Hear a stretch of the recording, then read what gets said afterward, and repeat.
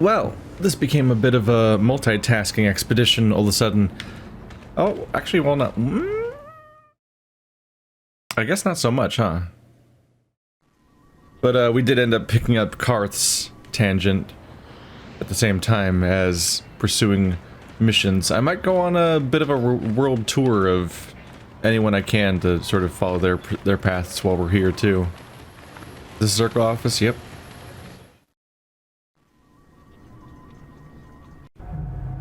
This would probably be a good time to look up how to pursue anyone's quest that I haven't triggered yet, because we're running out of game, I think. I don't like the sound of this.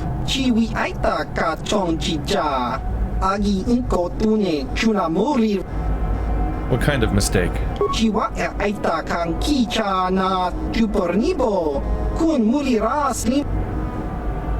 You mean it's gone?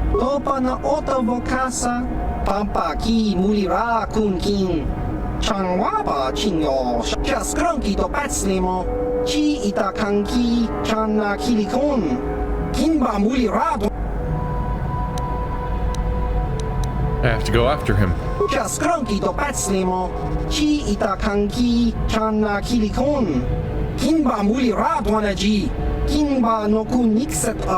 Damn it, Griff. Won't you ever learn? No. How can my own flesh and blood be so stupid?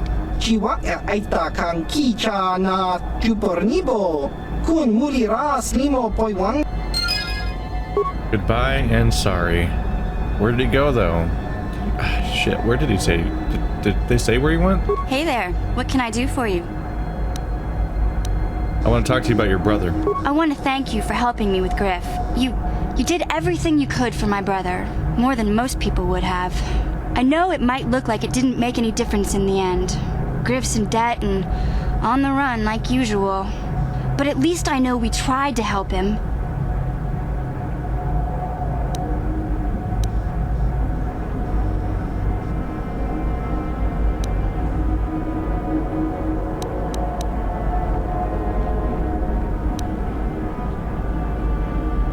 Griff's a slimeball mission. Accept it. Don't worry. I see all Griff's faults plainly now. None of us is perfect, but I realize he's a little less perfect than most. My brother is what he is, but I've learned to deal with that. I'll never forget that he looked after me when I was just a kid, but I don't feel like I owe him anything anymore.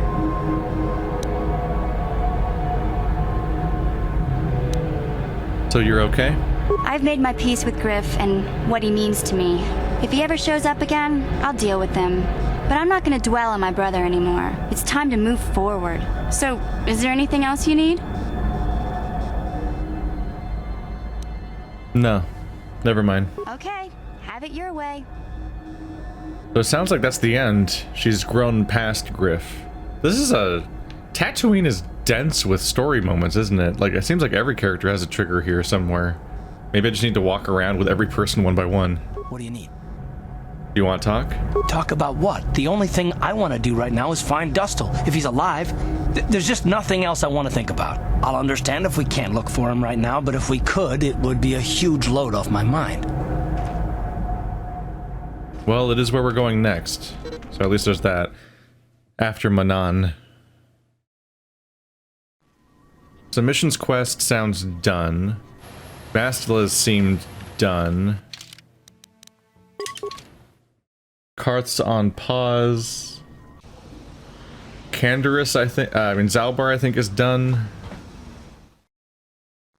I don't know about Canderous or Juhani. Let's just try to push dialogue further if we can. Yeah, what do you want? I was wondering if you had any more war stories. I think I'll tell you a bit about the recent war we had with the Republic.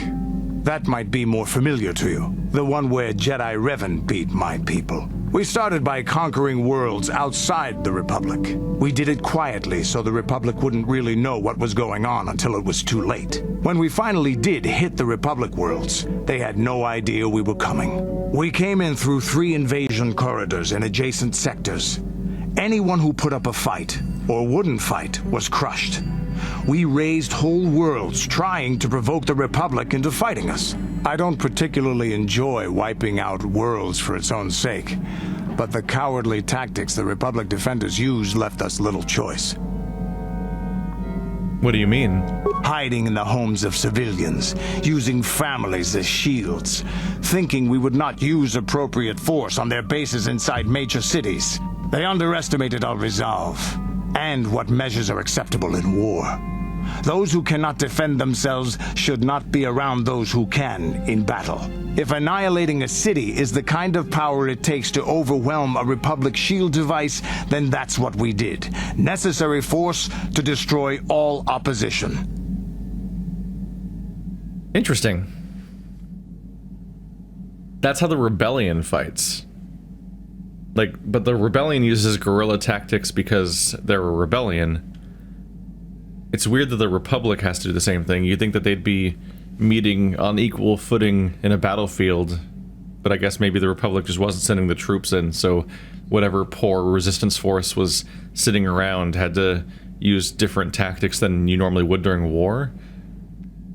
Because otherwise, yeah, like the way that they're fighting is described, it sounds like what the Rebellion does in the original trilogy, whereas the Republic in the prequel trilogy does straight up like head-to-head wars, because that's what a sitting government tends to do. That was the only, seemingly the only trilogy where the Republic was actually in power and could fight that way. Is in the original trilogy, they were a rebellion against the Empire, and the sequel trilogy is confusing politically, and that's one of the elements that's confusing, is like seemingly it's framed like the New Order is coming up out of nowhere, like Revan and Malak's forces are in here, so you would think that the Republic is the one that's in power, but it's constantly framed like the Republic's on the verge of collapse, and that the New Order is an overwhelming force, and that was always confusing to me, because it's like, what aren't they a growing, some sort of growing foe that should by nonetheless be like less powerful, and they should presumably having to use like surgical strikes and all these careful moves? Like, was the Starkiller thing so powerful that single moment it crippled the entire Republic so severely that from that point on the New Order was winning? Like, was that the five most important planets they had? Because if that's the case, then I guess that probably was Coruscant, that one significant looking city planet. If not, it's confusing. But the same thing is happening here. Like, you have a Republic that was in power, and then, like, there wasn't a Sith force. Like, there wasn't. As far as it sounds like there was no Sith force in this narrative. No significant Sith force going on. They were fighting the Mandalorians, and then Revan and Malak were like, now we're the bad guys. And it's like, they're apparently not just an opposing force, they're stronger. Like, the Republic's losing against the Sith. And this is all happening in recent years, very abruptly. And I guess Revan and Malak had control over some percentage of the Republic forces when they turned, and those people for some reason went with them, which is strange. But yeah, like we don't get like numbers, and we don't get much quantification, so we kind of just have to accept when people just tell us that, like, oh, we're losing to the Sith. It's like, oh, okay, how? Because coming out of the original trilogy, we're used to the idea of losing to the Sith because the Empire was in power, and the rebellion was always the underdog. But in the prequel trilogy and the sequel trilogy and this game, it seems like the Republic is in power, and yet we're still framing the Sith as being this overwhelming force in 2 out of 3. And it's definitely one of those things where, like, you just kind of have to accept it, or if you're that frustrated by it, seek validation and like explanation in the extended universe stuff, where people actually try to answer these questions, because oftentimes the movies just are not interested in addressing it, much like the political implications of like what people actually stand for and what they want. Like, they also don't really get a good feel of who's on what side and how many people are on each side and so on, which is, yeah, all 3 of the sequel movies had kind of a mess on that particular topic of like How much Republic is there exactly?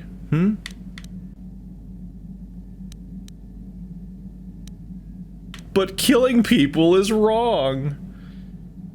What an incredibly fucking, like, childlike way of putting it. Killing people is wrong, you say to the war guy, but also, like, you exist in this game.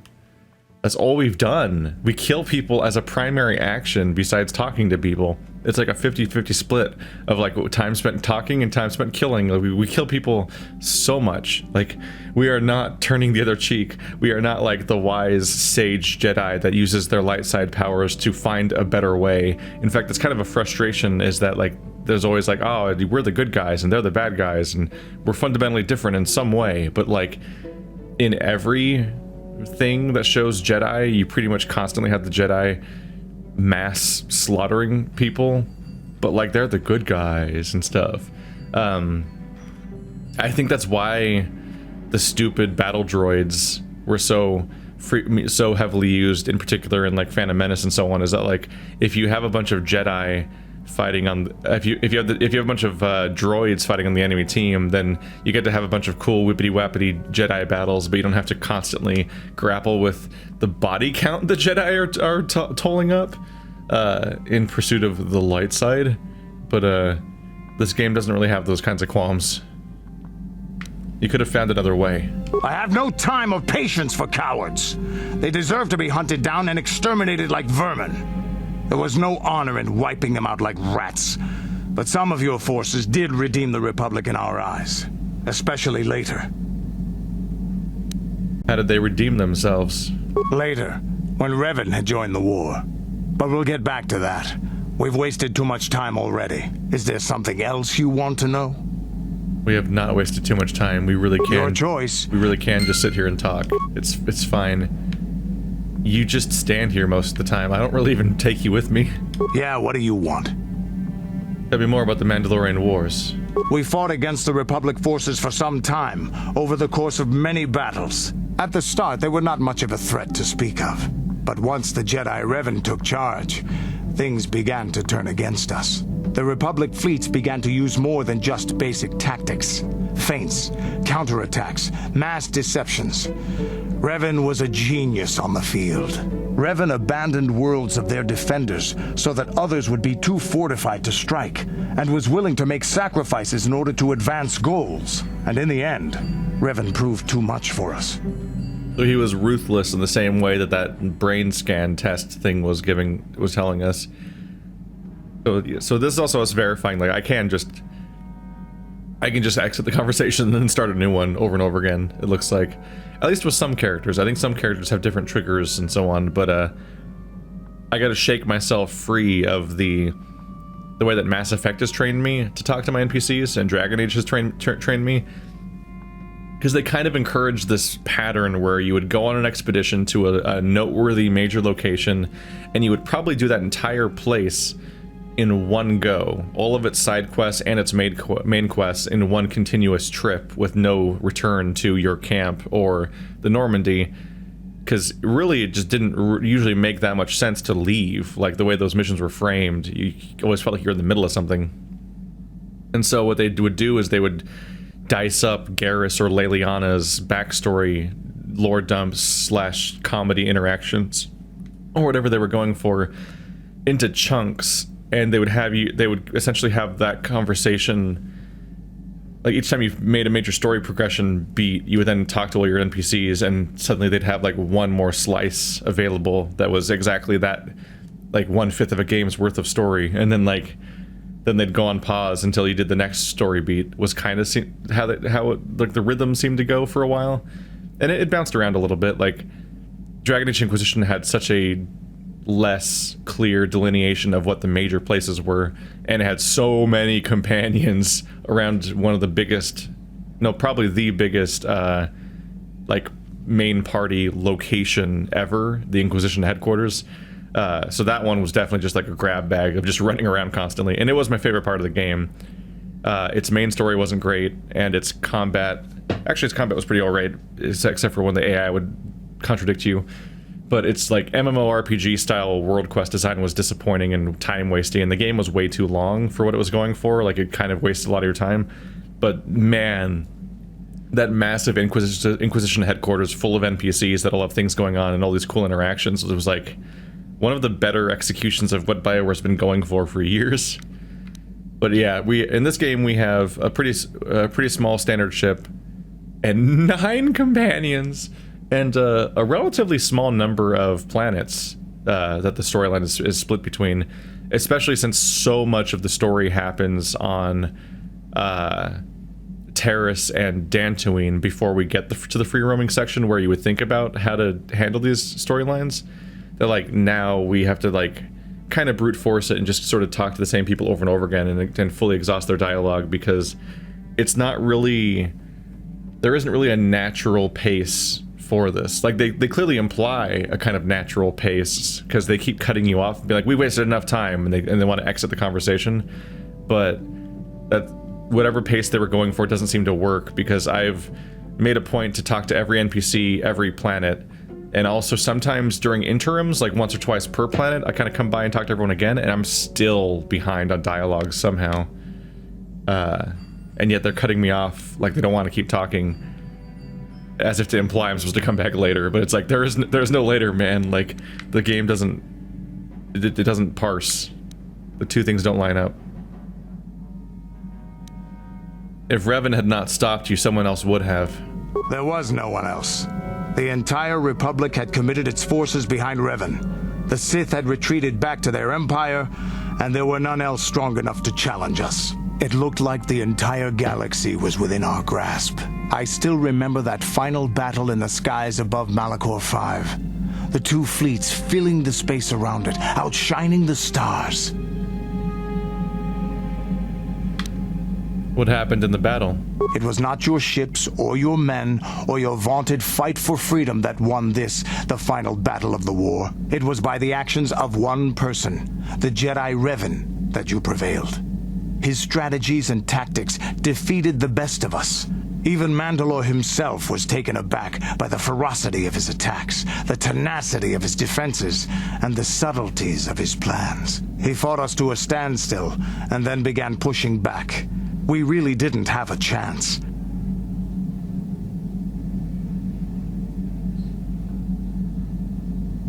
Why didn't you retreat? It was what we had wanted all along, in a way. We wanted to fight the best, in a battle that would be remembered for centuries. And we did. And Revan won. I don't hold a grudge against Revan, and neither do any of my people. It was the greatest moment of my life to be in that battle. If Revan had been a Mandalorian, nothing in the galaxy would have stopped us. But wishing for the past to be different is useless. Better look to the future, as we should now. We'll talk more later, I think. Is there something else you want to know? Your choice. I'm here if you want something done right. That actually was a journal update. Kenders described the end of the Mandalorian Wars to you. You seem to admire Revan greatly. Maybe you can ask him about this later. Now. Yeah, what do you want? No. Your choice. I'm here if you want something done right. We've hit a dead end. That might mean that I might have now reached the point where I can trigger something. It even says like maybe I can talk to him about it later, so the game's clearly implying I'm not done yet. But his dialogue has stopped. I have been watching you for some time. I wonder if you have noticed. I have been thinking of how far I had fallen, and how you exemplify the code of the Jedi. I find myself ashamed.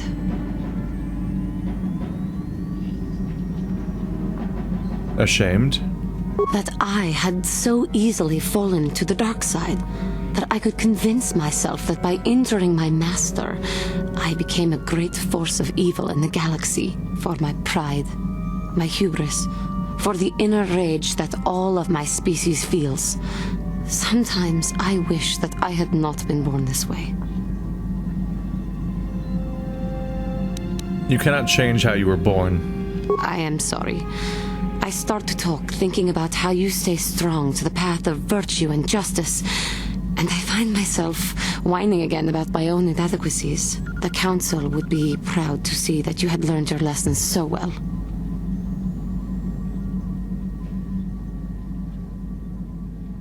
She keeps talking about how easily she fell to the dark side. But I can't help but wonder if... like, what if she's just literally wrong? Like, about the entire idea that she ever fell. Like, she lashed out in one moment, and then she, like, ran away from home the way that kids do. And then immediately fell back into step with the light side again, it seemed. Like, maybe she's misinterpreting the entire episode. How may I be of assistance to you, Padawan? I was wondering if we could talk. What is it you would like to speak to me about? Tell me more about your past. Well, I mentioned before that my parents had fled to Taris. Perhaps I can tell you about that. Please do. In the early days of the Mandalorian War, there had been fighting closer to the Outer Rim worlds.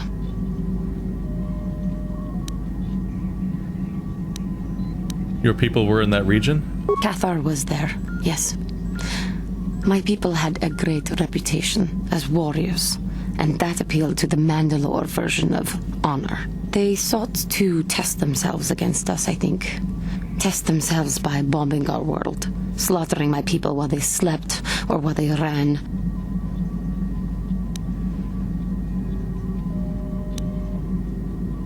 The Mandalorians fought dirty. They swooped down from space across the world, firing at anything that moved. They used ships in space to destroy all orbital facilities and bombard the surface. We did resist, and in spite of their violent attack, we did stave them off for quite a while. But in the end, we were doomed.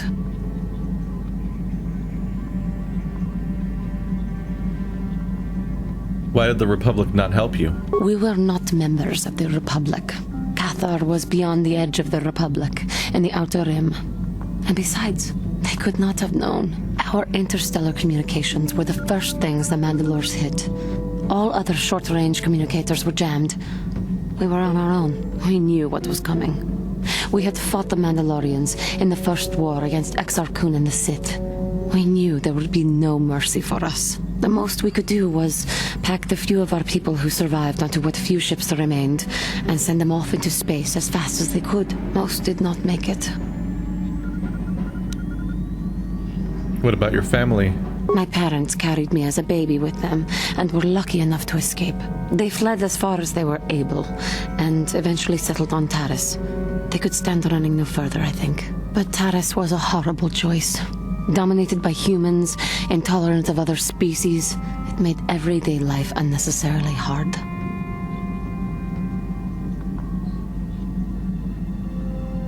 How did your family cope? My father turned to stimulants. He spent much of his time in local bars and dives. But we are warriors. It runs through our blood. And when he was on stims, he became foolish. He let his warrior nature get the best of him. So he would get intoxicated, and he would fight. And finally, one day, he would die. That's tragic.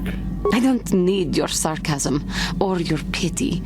He died at the hands of another, killed by a man who provoked him into a fight and killed him like an animal. I am sorry. I cannot talk about this any longer right now. I don't need your sarcasm or your pity. Weird catch-all response. Like, I can imagine the final option is often dark side-ish, so maybe it was like, oh, how tragic. But, like, you can't read tone in text, and there's no text to imply that I'm being sarcastic or rude. It's normal to be like, that's tragic when someone's family dies. How can I help? When we last talked, you said you needed some time to think. So? You've been patient with me, haven't you? I suppose you deserve an answer. But you have to understand how difficult this is for me to say. Yes, I think so. With all my training, I should be able to control myself better than this. But you're not like anything I expected. You're not like any man I've ever met before. I find myself watching you when I don't mean to. I'm thinking about you when I don't want to. It isn't supposed to be like this. What's this supposed to be like? I don't know. It shouldn't be so hard not to think of you. It should be easy not to think of you. I should have discipline. Jedi discipline. Every time I try to call on all my teachings to calm myself, they fail me. You have such power, such passion. I don't know if it's due to the bond between us, but I'm drawn to you.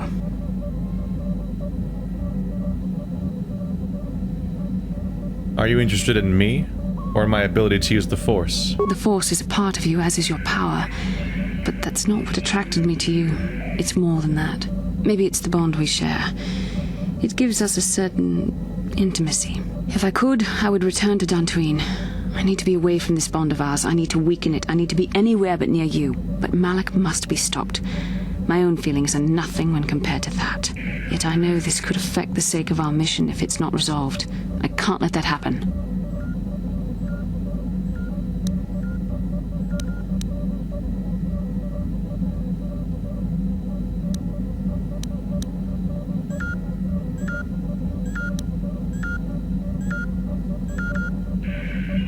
If you have something to say, just say it. I think we should have some privacy for this. Come with me.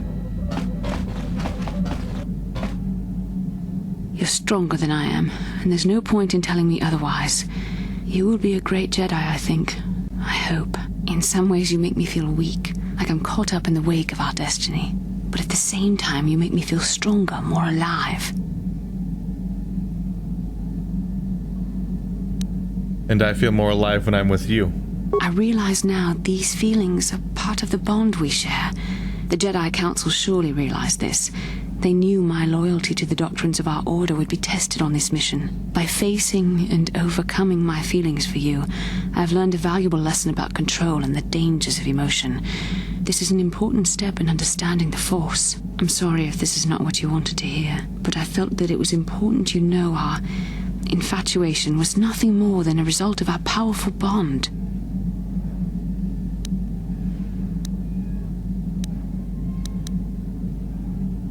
You're rationalizing, Bastila. You're just scared to face the truth. You're the one who can't face the truth. Malak has to be stopped. How can I do that if I let myself be blinded by my feelings for you?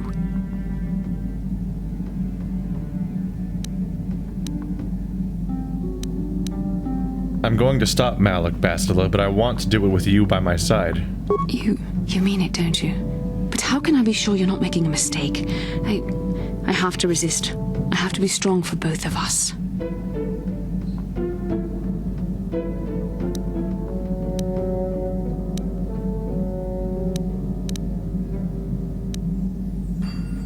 You don't always have to be strong, Bastila. Give in, just this once. But I can't. Malak will... Shut up and kiss me, you babbling fool. Oh my.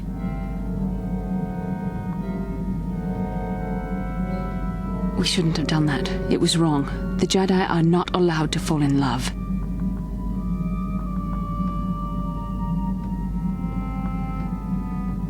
It didn't feel wrong to me. It was a moment of weakness. When I kissed you, we shouldn't have. I'm sorry. No, I know we both wanted it, but we shouldn't have given in to our desire. We're Jedi. We can't act like this. Not now. Not while we still have to deal with Malak. I'm sorry. I don't blame you, but it was a mistake. I have to get out of here before somebody sees us together. She ran! She literally ran away. Oh.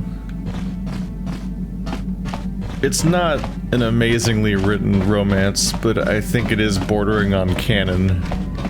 To the point where the narrative plays out. The narrative feels weird if it didn't happen in it.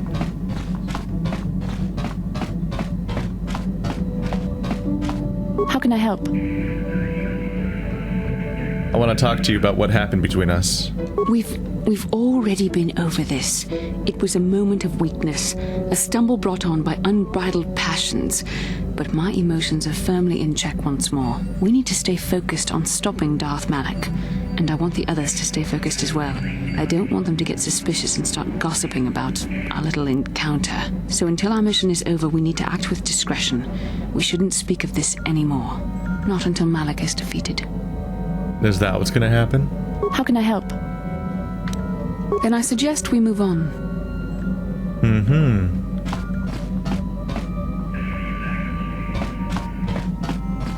At the same time, I don't remember if I ever actually did the romance when I was playing this the first time around. Because it seems really missable.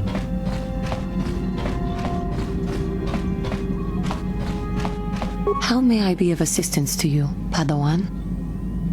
I was wondering if we could talk. What is it you would like to speak to me about? What happened after your father died? After my father died, my mother was left to support me alone.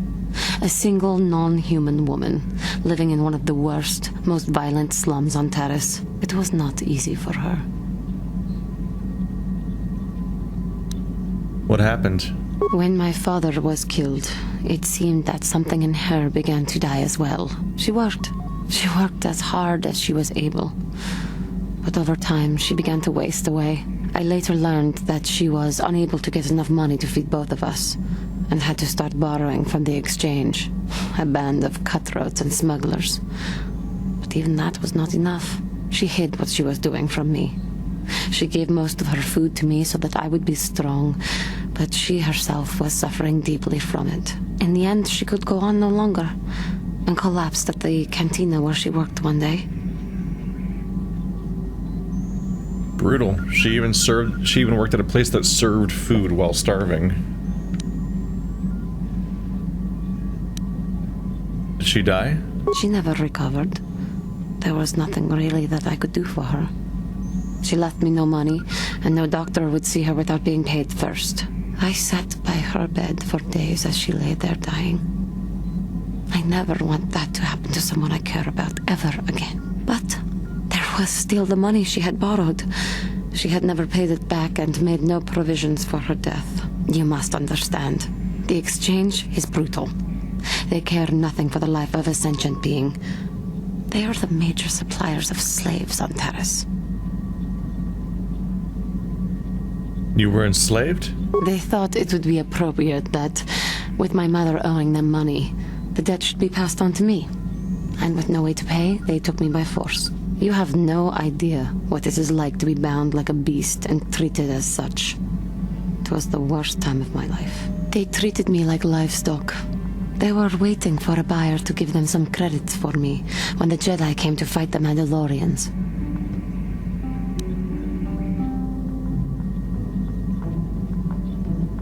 How could the Jedi stand for that? The Jedi could not abide by what they saw there, and drove the exchange from the face of the world, freeing those of us imprisoned there. But the Jedi soon left to fight their war, and I was left with a dream.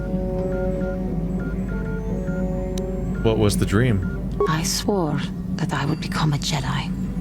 As soon as I had enough money to do it, I bought passage on a freighter headed for Tatooine, and we both know what has happened since then. You turned away from the dark side. I am grateful to you for having given me the opportunity to fulfill my dream, rather than become what I hated. Someday, I may make it up to you.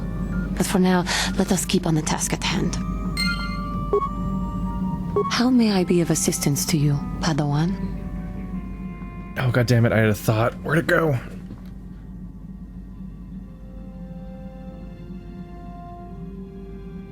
Something about her collapsing at the cantina. Oh yeah, I was thinking about the doctor, because she said no doctor would see her without payment first. And I thought, oh, but what about that nice doctor that was in the upper city? And then I'm like, oh, that answered that. He was in the upper city. It's like, there was a kind of double... There was kind of a back and forth going on there with, like, that doctor being so charitable and so helpful and so well-wishing, but simultaneously, like, he wasn't in the lower city, he was in the upper city.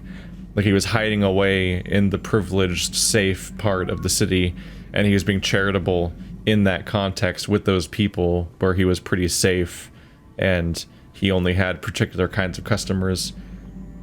which did feel vaguely like a contradiction because he's also trying to help with the Rakghoul disease, but seemed to be in the part of the city that gets completely hidden away from that entire problem.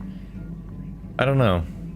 It almost felt like he should have been in the lower city because his narrative mostly fit the idea that he'd be running some kind of like lower city plague ward, and a lot of his dialogue seemed to match up with that idea too. Including the guy that's there that wants to work with the exchange. Like, well, the exchange is in the lower city too, so like almost every element of his narrative felt like it should have been in the lower city.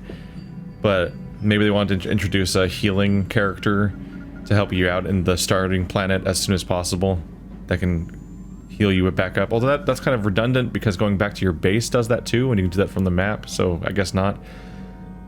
But if he was in the lower city, it would have potentially contradicted Juhani's storyline, because Juhani couldn't go to any of the public human places.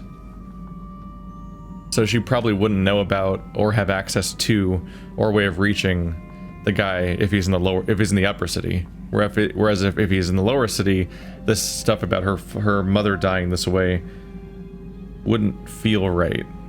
Because it'd be like, isn't that really nice charitable guy like right there? And it sounds like he's been there for a while, so he probably was working at the time, but they were just isolated from each other. I was wondering if we could talk. What is it you would like to speak to me about? Of course. Just kidding. I don't like it when they give me a nested menu option like that when the dialogue isn't real.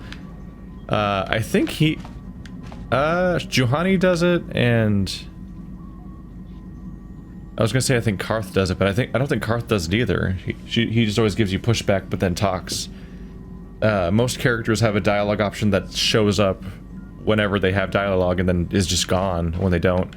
But you have to like ask her for permission to ask her questions and then find out that there's nothing to talk about, which is a little bit more awkward.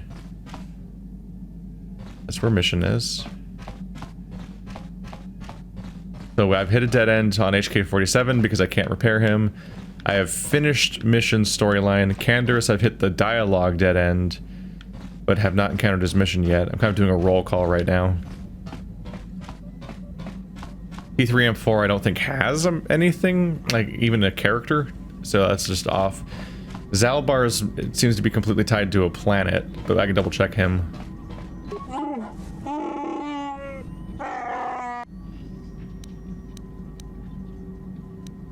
Have anything more to say about yourself, Zalbar?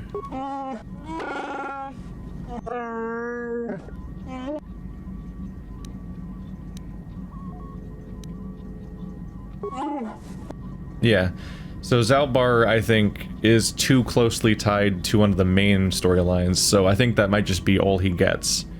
I don't think you necessarily get like a dialogue arc with him, and I don't think he has a side quest. I think it just is Kashyyyk. You go there, and then that's where it comes up. I would love to have more character interactions. Like Zalbar and Mission had this whole dynamic with each other, but they don't even put Zalbar and Mission in the same room. Like, why isn't Mission here? Like, T3M4 isn't even a character, so he could be over there in the closet instead of where Mission is. And you can come visit him every now and then, the same way you visit like Gizka or whatever. But then like you can have like Zalbar here, and like Mission could be here too, and then like they could have a rapport, because like the whole thing is they had a dynamic with each other on Terrace, and that was kind of where a lot of their personality shined. But the moment they join your party, they never interact with each other ever again, seemingly. They're not even in the same room. So when you talk to, like, it'd be really nice if you could talk to one of them and then the other one could like chime in here and there because they have a relationship and they could continue the relationship that they already established in this game. But even beyond that, I feel like certain characters they should be in more conflict with each other. Like I'm thinking like Mass Effect 2, you have like the showdown scene between I think Mass Effect 1 has a confrontation between Liara and Ashley, and I think Mass Effect 2 has a confrontation between Miranda and Jack, and like there's a few other things like that. And then when I was talking about Dragon Age Inquisition earlier, like that game is filled to the gills with various interactions between other characters in the party, all talking to each other and feeling like they're in a living, breathing world with each other, which is one of the best parts of that game. But when you go back in time, though, to their older games, it becomes retroactively disappointing when you see, like, everyone just kind of stands in their own room and they don't exist together. And so you kind of start wondering, like, what do these characters think of each other? Like, how would they interact? And, like, that's kind of why I miss Terrace a little bit, is that in its linearity, they allowed more interactions, because Bastila and Karth interact with each other, and Mission and Zalbar interact with each other. But then the moment you get the non-linear part of the game, that just goes away completely. And that's kind of a disappointment. Because, like, when I talked about, like, those confrontations a moment ago, like, Juhani just keeps talking about the atrocities the Mandalorians did to her people over and over again. And it's like, that just... There's just a massive open question as a result of that. Did I get lost again? I'm so bad at navigating this ship. It's over here? Yeah. Everything's like slightly off. Like, Canderous is right here, and he's Mandalorian, and he just keeps bragging about all the horrible things the Mandalorians have done, and so on. And Juhani is talking right there about all the horrible things the Mandalorians have done, but, like, from the other perspective, obviously. And I'm like, I'm just waiting. I'm like, why aren't these people mad at each other? Like, even if we don't get a cutscene where they're duking it out, or she's yelling at him or something, why isn't, like, Juhani judging me for having a Mandalorian in the party, or even bringing up her discomfort at the idea that he's here? Like, I keep waiting for that, and I don't think it's gonna happen. There are minor exceptions, like when I was walking around on Manon, Bastila and Jolee talked to each other about Jolie's departure from the light side of the Force. And funnily enough, when I was replaying that chunk of the game because I lost my save, I think they had the same conversation on the same in the same location in Manon, so it seems to be a location-based dialogue trigger, which, but like more interactions like that would be cool, because you get a better idea of like how these characters feel about each other and so on. Like, that would be interesting to have happen. Maybe I'll bring Juhani and Canderous in my party at the same time. But I do wonder, like, I wonder if there's like a documented list of, like, if I'm right about the Jolee Bastila dialogue being location based, like specifically walk through this room of Manon and these two characters will talk with each other. I do wonder how many of those there are, and if anyone's documented them, because it'd be kind of nice to be able to hunt them down if that's the case. But they definitely iterated on this, because in Mass Effect 1, there's a lot of elevators. And in those elevators, whatever pair of characters you have with you will have a series of conversations with each other, and that's one of my favorite things that they did, is those really nice interactions. And then, of course, Dragon Age is fantastic for having you walk around with 3 people in your party besides your protagonist, and they will just randomly start having conversations with each other while you're in the open world, and you get really fleshed out interactions between these characters that make them all feel more complete, and also give you an idea of, like, oh, how would those 2 people interact? It's like, well, BioWare thought about that in every single combination. Hell, sometimes 3 people all talk to each other at once because you have such a specific combo, and they actually wrote dialogue for that combo of 3 people. It's like, they really commit. They do it on a scale that, like, almost nobody ever does, and so it's part of why I like their stuff so much. And like every game kept getting better and better at it until they got worse. I made myself sad. Got something on your mind, do you? You mentioned something about your wife before? I don't want to talk about that.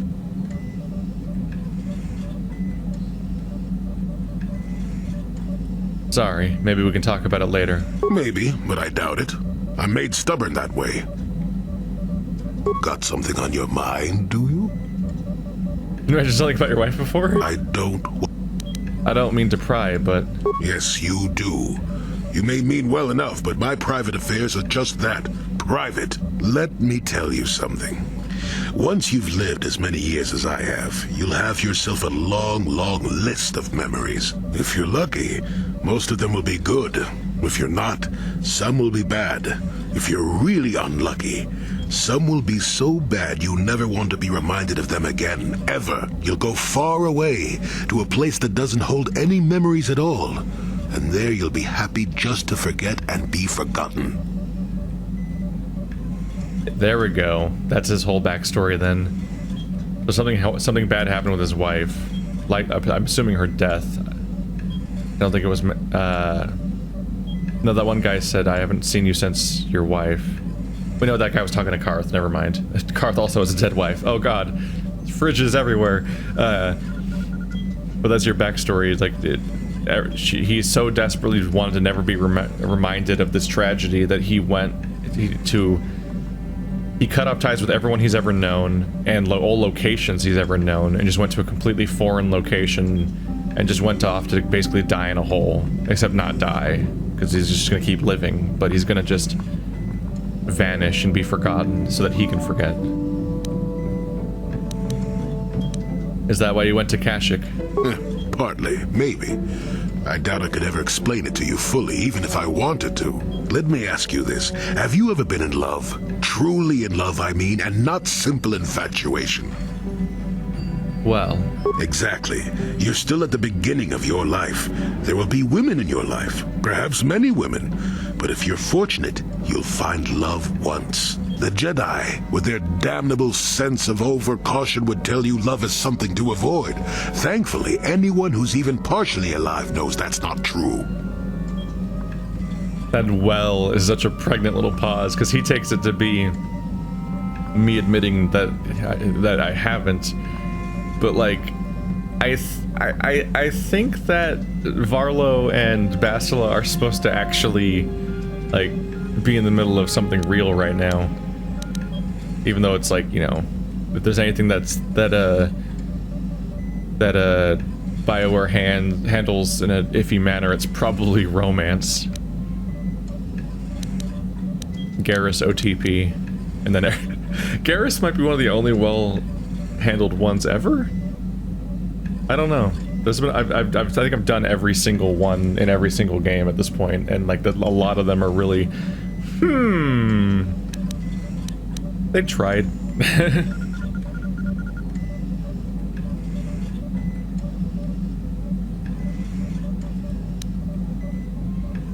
That's what I've always thought. Love doesn't lead to the dark side. Passion can lead to rage and fear, and can be controlled. But passion is not the same thing as love. Controlling your passions while being in love, that's what they should teach you to beware. But love itself will save you, not condemn you. Listen to me go on as if I had all the answers. What do I know of love anymore? I'm just a lonely old man who's not even a Jedi.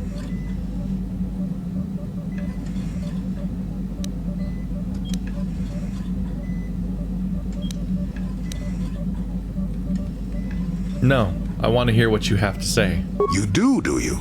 I wouldn't listen too closely. I'm no authority on anything. I just think that the greatest things in life shouldn't be avoided because they come with a few complications. Love causes pain, certainly. Inevitably, love is going to lead to as much sorrow and regret as it does joy. I suppose there are perfect eternal loves out there, but I haven't seen any. And how do you deal with the bad part of love is what determines your character. What determines the dark side's hold over you.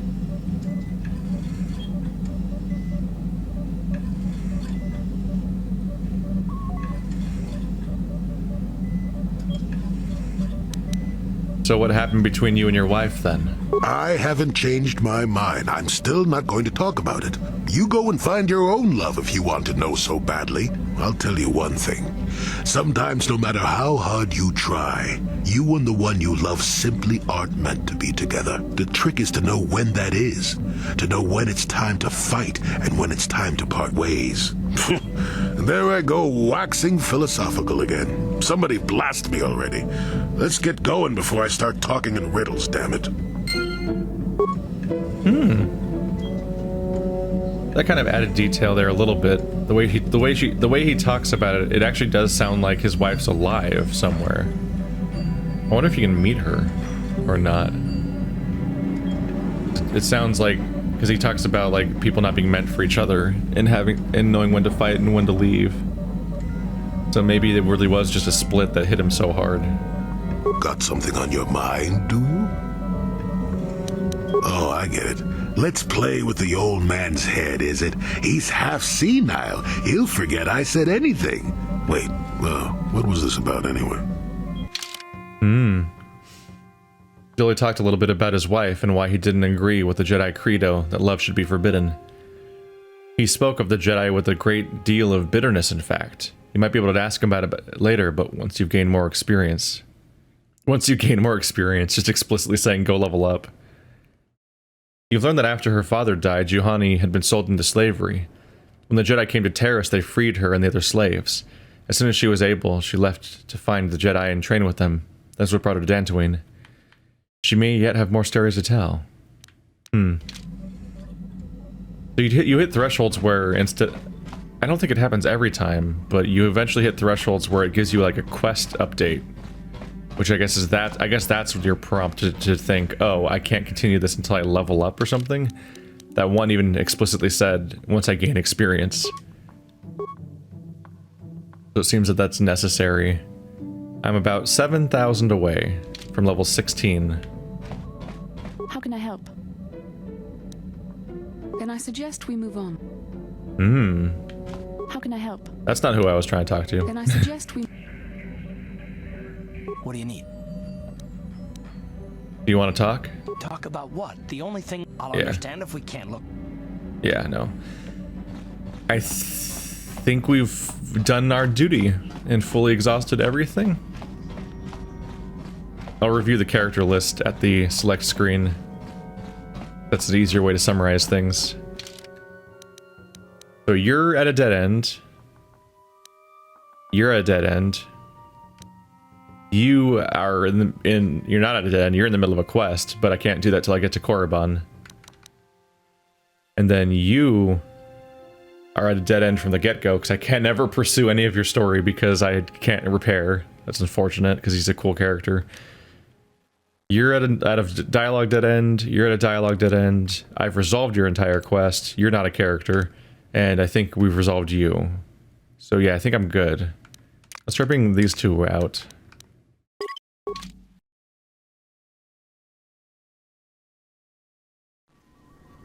Maybe I'll get lucky and another mysterious person will just show up again. Well, hello. More leveling to do.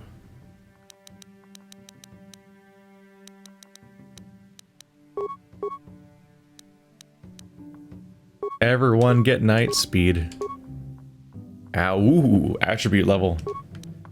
Odd number makes it easy to choose.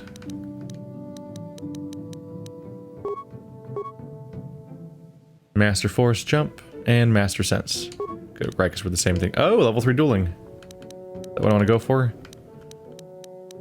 I need lightsaber skills too. I mean, if we're gonna commit to dueling, I should probably commit to dueling. I will say, this is like the least indecisive I am ever at leveling characters, is in KOTOR. It's partly because there's just not that much to these characters.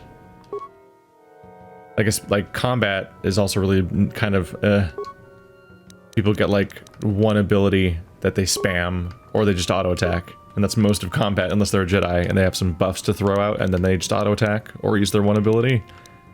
It's, there's not a lot going on, in general.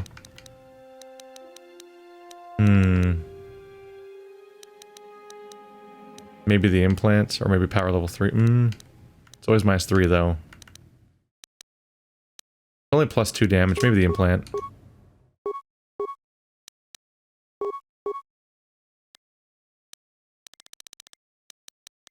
Fuck it! Oh, they really do just get feats constantly, don't they? Alright, power level 3. Wow. When's the last time you were in the party, Canderous? Strength, Dex, Constitution, Intelligence, Wisdom. Iffy ass stats.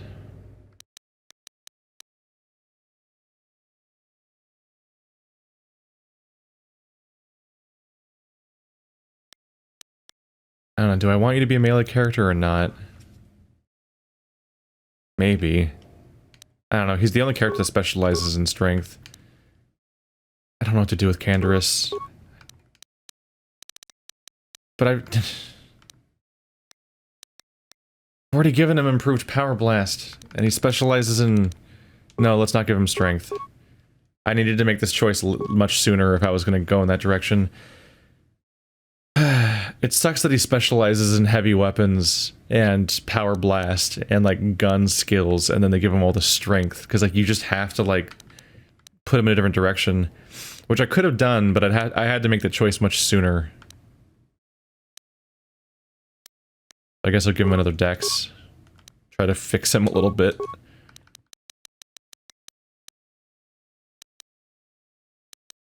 He's got power shot, he's got heavy weapons, he's got maximum health upgrades too already. Dueling doesn't work. I'm not going to start speccing him for melee now from scratch. That'd be weird. Conditioning, I guess, is the next thing, because it gives him saving throws. Almost everything else isn't useful to him, right? Yeah. I'm actually running out of things to buy as him. He's only level 12, wow. Yeah, soldiers get drowned in feats. Still using a vibro sword, which just doesn't work.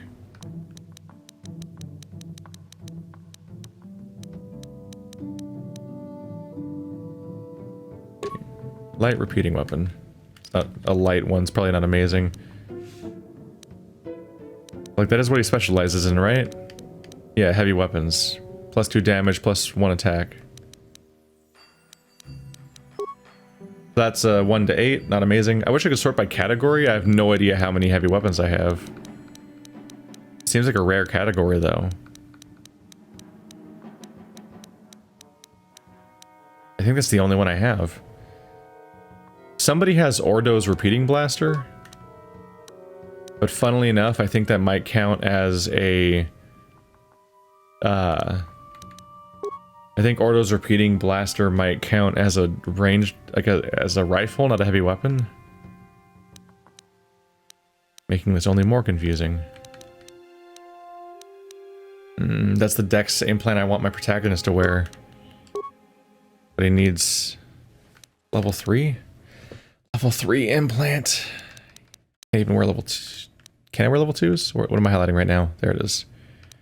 Shit. I don't know if he ever will. So maybe I'll give it to her now. Wait, she can't wear it. She can't wear any implants, right? No. 1 and 2 strength. I guess? It'll make her do 1 more damage. Otherwise, it's just a blank slot.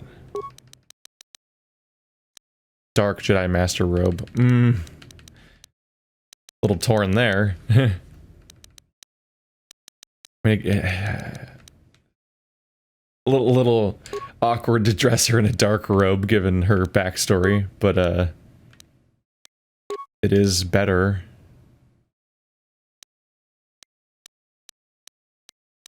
We just got to use their tools against them, right? Strength gauntlets, you're not using those right now, so it's a waste. Your strength stat doesn't come into play.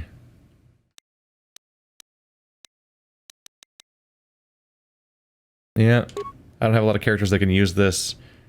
But I should probably switch it to Karth if he has the level 3 implant slot. If given the option. You need to wear anything besides that, because you already have Power Blast. Resist Sonic, I guess. Awareness just doesn't matter that much for anyone besides me, honestly. I guess Resist Sonic. Davix doesn't do anything.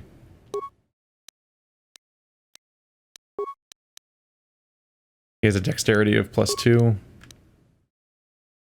So this gives him 9, this gives him 10. Probably should wear Calo Nord's armor. Like, who else is going to? Wow, he looks ridiculous. Yes? And yet, somehow, more Mandalorian. At least below the neck.